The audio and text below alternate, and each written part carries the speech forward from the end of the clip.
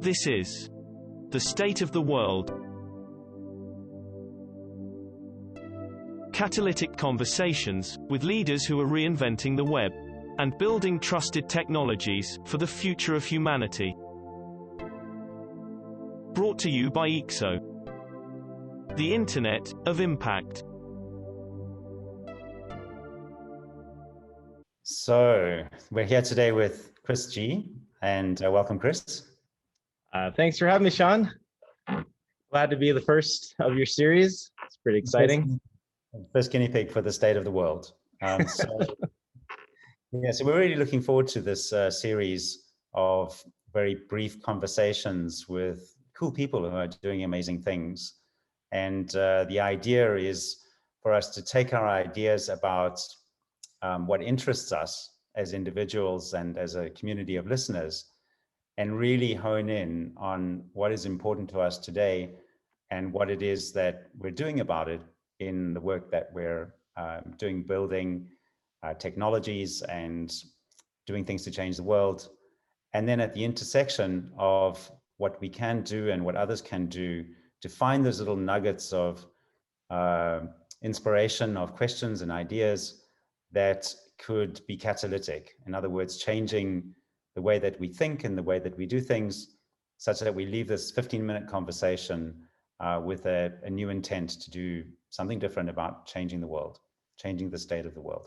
So for you, Chris, what is the thing that most has your attention today about the state of the world? And I know there's so much going on, so just like, what is the thing today? No.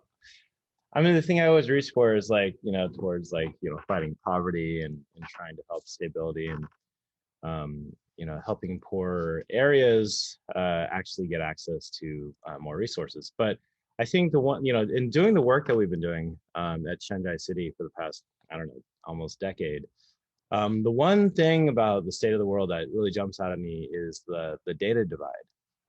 And so if I can break it down by kind of the different types of divides, you have your financial divide, you have your, like a decade ago, it was called the digital divide, right? It just access to information, access to digital tools and the ability to use them.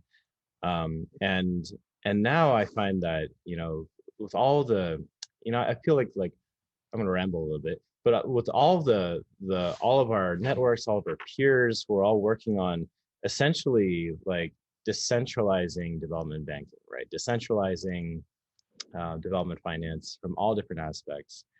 But the one thing that we have to overcome is the ability for people to use all these digital tools. These digital tools, that's definitely part of digital literacy, but we're really looking at data literacy. And trying to build in ways where if you look at like literacy is just being able to read words. I'm defining digital literacy as people being able to use digital devices, getting access and all these kinds of things. But data literacy is actually extracting value from data systems, right? It's information that's stored somewhere that is has algorithms on it, has methods of thinking about it, has systems of intelligence to actually extract more value for yourself. And so in all the kinds of things that we're doing, we are really trying to make sure that we're addressing this divide, whether we are creating things like time banks or universal basic income or impact measurement or whatever it might be for solving all these problems for development, right? But really it's about at the last mile, how is it that we can actually start building systems so that we can overcome the data divide and start building capacity for data literacy. Because we're all building in blockchain right now. We're all sampling like how can we use AI to make things smarter for ourselves. Here I'm basically in Silicon Valley right now, right? And here everyone uses AI. Everyone uses blockchain, somehow. And it's like it's part of our everyday experience. I can just use Google Maps and AI is already thinking for me how to navigate.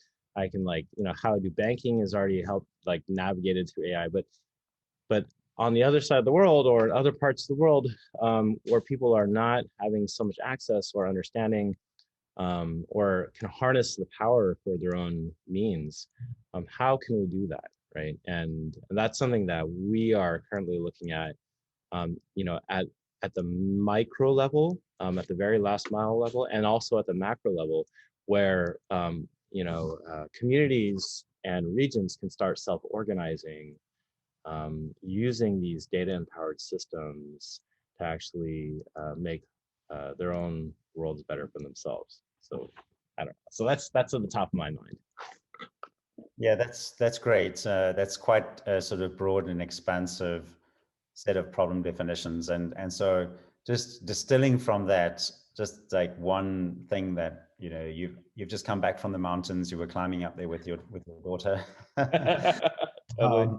and had lots of time to think, I would guess, and then you arrive back, and there must be something that has just jumped out at you today, just about amongst all of these things that you're involved in, that you're interested in, that today you're going, damn, that's the state of the world today. Well, okay, so just off the cuff like that, yeah, I actually just checked in with the news really quickly, and I just see that like ESG is sort of turning upside down and inside out, and Biden's dumping like $2.5 trillion into renewables and renewable energy, et cetera. And then at the same time, I think Europe just like their markets like tanked. The ESG markets just totally tanked overnight because they're getting rid of greenwashing, right? So and so like I think I lost like I don't quote me, but something like a third of the ESG market or something like that, or something massive. And to me, this is so clear about, especially the work you're doing, Sean, so with ICSO, once we do have more of a better clarity into what we're actually considering as sustainable, and having like a huge consensus on what this is from the grassroots level, from the top down level, between countries, between massive systems, right, interplanetary systems. I think those kinds of market corrections are going to be more balanced and more predictable. So that's the one thing that did jump out at me coming down from the mountain. This is that's an interesting perspective. I think one of the motivations for asking this question is that systems that we're working within change, and those changes tend to be incremental. And I think you and I, have had both the frustration and the perseverance to continue watching and being part of incremental change. And then suddenly things happen. There's a tipping point. And I think we're seeing tipping points in the climate impacts in terms of weather patterns and so on, real massive tipping points. And I think we see tipping points within economy and the way that technologies are working and so on. And so if we can pause for a second and just think about, okay, well, what is it today that really has my attention? There can be signalers for those tipping points. So that's an interesting observation that you made about these shifts in ESG. Just moving on now, I'm keen to hear from you what it is specifically that you're working on, that you're building, that you think really has this potential to change the state of the world. And while I give you a few moments to think about that, when did you think that you could change the state of the world? When was that moment? Tell us a very brief story about like what was your yeah, Chris G, you can change the world. Man, I don't know if you want to dig that far back, but I mean, it was a long time ago. It was when I was studying art. I was an artist before I did any of this, right? I was a filmmaker, I was an artist. Before that, I was studying to be a lawyer. This is gonna be a long story. I don't think it's really short. I was studying to be a lawyer in school. My parents I hope they're not gonna watch this podcast. My parents were so dismayed to find out I changed to art because I took this one class called The Art of the Manifesto. And that changed my life.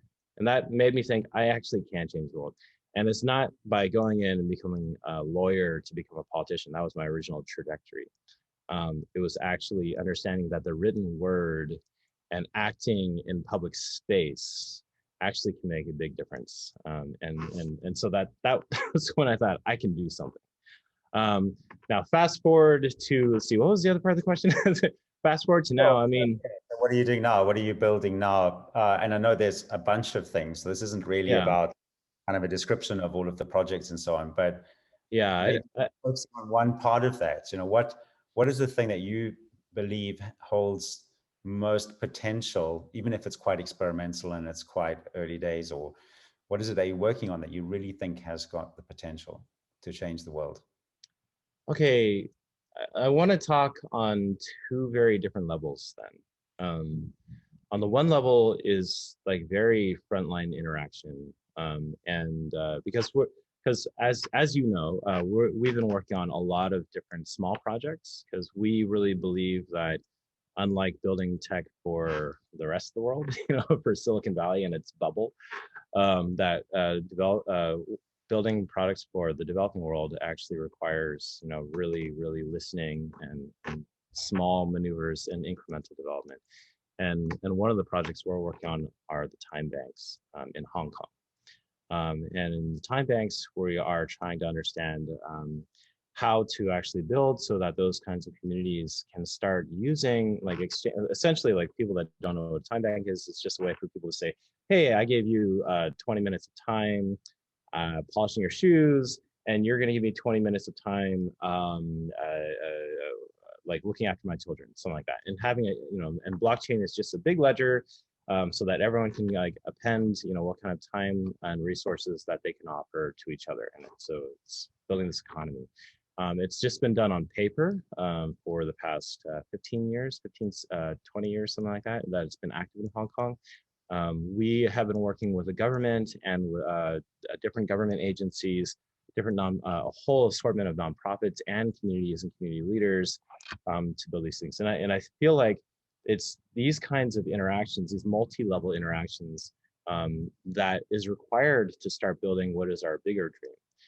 And that's actually what I want to talk about next, which is more on the higher level, which is now we have to work with the investment level with all of these bankers and people with a lot of money, or people that need to move a lot of money, or people that need a lot of money, as opposed to these really incremental, piecemeal kinds of transactions.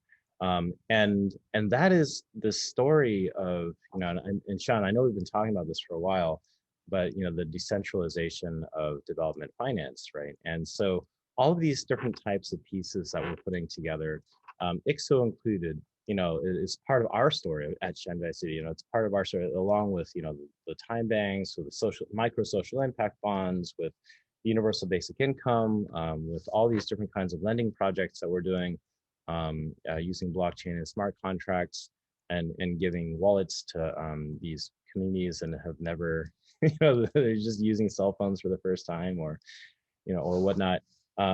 And this story of decentralizing development finance, it's kind of like I don't know. It's a story that's bigger than what I feel like I'm worthy to tell. But my story is, it's sort of like decentralizing the World Bank, right? Nothing against the World Bank. It's just that I think there are a lot of gaps that need to be overcome, and this is something that plays very well now that we're talking with much larger investors, much larger pools of capital. To them, doing things like microfinance, doing things like direct donation aid. Yeah, these are cool things to do, but if we're saying we can actually make a decentralized development bank out of this, out of the aggregation of all these tools that we're putting together, they're very much behind that. And does this have a name yet? Not yet. I mean, I think there's a name, but we'll share it later. But this is like the direction that we're going. And I don't think we're the only ones. I think there's actually a few different groups out there. I know there's a team that's based in Oakland. We just met them for the first time a couple months back. I forgot what they're called. But if there's the two of us doing this, I think there should be several of us. And I look forward to the moment that all these kinds of development finance entities start sprouting up around the world to basically address the fact that all of these kinds of centralized and top-down systems really are not cutting it for what the rest of the world, what the developing world really needs. So those are the kind of two angles that I say are the things that we're working on. And I guess I'm being very vague, but also.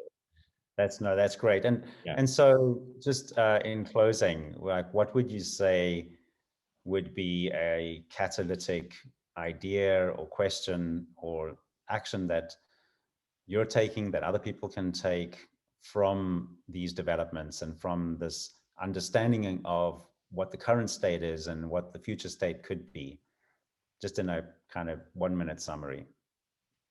Well, there's again two angles to this, and one is, if you're going to be catalytic on your own daily basis, then just think about how it is that you can manage your own time to start being able to reach out and gaining your own literacy of what's really happening for the rest of the world. Like, just okay, Netflix is great, but put it down for a moment and just think of like a way that you can use your own tools and your own systems to start helping reach out and connecting.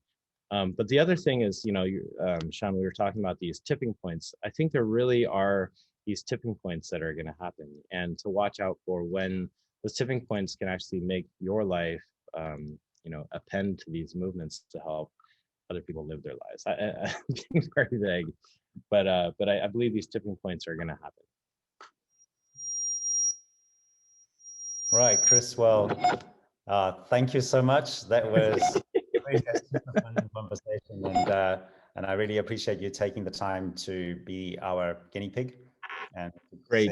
Oink, oink. We look forward to having more of these catalytic conversations and some good times streaming to the world. So thank you, Chris. Hey, Sean, thanks. This is a lot of fun.